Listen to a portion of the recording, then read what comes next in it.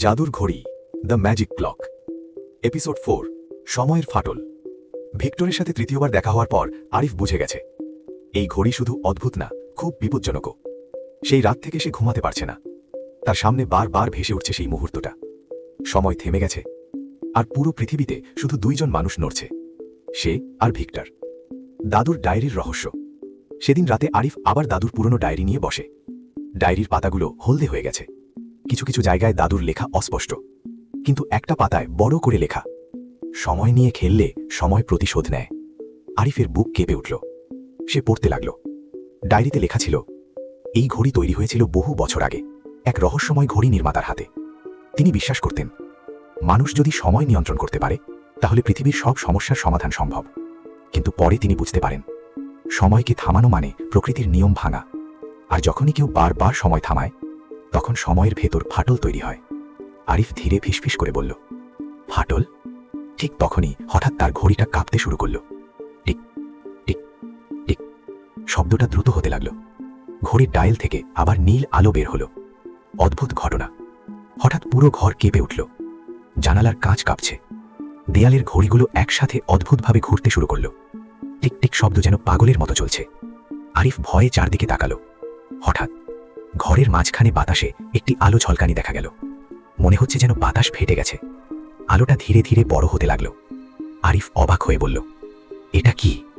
আলোর ভিতর থেকে কয়েক সেকেন্ডের জন্য একটি দৃশ্য দেখা গেল। একটি শহর, কিন্তু শহরটা ধ্বংস হয়ে গেছে। ভাঙা বিল্ডিং, আগুন, ধোঁয়া, আর আকাশে অদ্ভুত লাল আলো। তারপর দৃশ্যটা হঠাৎ অদৃশ্য হয়ে গেল। ঘর আবার শান্ত। আরিফ হাঁপাতে লাগল। আমি কি ভবিষ্যৎ দেখলাম? ভিক্টরের পরিকল্পনা। সেই সময় শহরের অন্য প্রান্তে একটি পুরনো কারখানার ভেতরে দাঁড়িয়ে আছে ভিক্টর। তার সামনে বড় বড় স্ক্রিন। স্ক্রিনে শহরের বিভিন্ন জায়গার ছবি দেখা যাচ্ছে। হঠাৎ এক স্ক্রিনে নীল আলো ঝলসে উঠল। ভিক্টর হাসল। অবশেষে। সে ধীরে বলল, সময়ের ফাটল শুরু হয়েছে। তার পাশে দাঁড়ানো একজন লোক জিজ্ঞেস করল, এর মানে কি? ভিক্টর বলল, ছেলেটা বারবার ঘড়ি ব্যবহার করছে। সে স্ক্রিনের দিকে তাকিয়ে বলল, এখন সময় দুর্বল হয়ে গেছে। তার চোখে অদ্ভুত লোভ। আর খুব শিগগিরই আমি সেই ঘড়ি নিয়ে পুরো সময়কে নিয়ন্ত্রণ করব। বিপদের শুরু। পরের দিন শহরে অদ্ভুত ঘটনা শুরু হলো। একটি রাস্তার মাঝখানে হঠাৎ কয়েক সেকেন্ডের জন্য সব মানুষ স্থির হয়ে গেল। তারপর আবার সব স্বাভাবিক। একটি দোকানের ঘড়ি হঠাৎ উল্টো দিকে চলতে লাগলো। একটি বাচ্চা ছেলে বলল সে কয়েক সেকেন্ডের জন্য নিজের ভবিষ্যৎ দেখেছে। মানুষ ভয় পেতে শুরু করল। শহরে গুজব ছড়িয়ে পড়ল, সময় নাকি অদ্ভুত আচরণ করছে। আরিফের উপলব্ধি। আরিফ বুঝতে পারল, এটা তার কারণেই হচ্ছে। সে দাদুর ডায়েরির শেষ পাতাটা খুলল। সেখানে লেখা, যদি সময়ের ফাটল শুরু হয় তাহলে একটাই উপায় আছে। আরিফ দ্রুত পড়ল, ঘড়িটাকে ধ্বংস করতে হবে। আরিফ স্তব্ধ হয়ে গেল। ধ্বংস? এই ঘড়ি তার দাদুর শেষ উপহার। কিন্তু যদি এটা পৃথিবীকে বিপদে ফেলে? ঠিক তখনই জানালার বাইরে একটি ছায়া নড়ল। আরিফ ধীরে তাকালো। রাস্তার পাশে দাঁড়িয়ে আছে ভিক্টর। সে হাসছে। তার ঠোঁটে ঠান্ডা আত্মবিশ্বাস। সে ধীরে বলল, তুমি এখন বুঝতে পেরেছ, তাই না? আরিফ চুপ। ভিক্টর বলল, সময় ভেঙে যাচ্ছে। সে হাত বাড়িয়ে বলল, ঘড়িটা আমাকে দাও, আমি এটা ঠিক করতে পারি।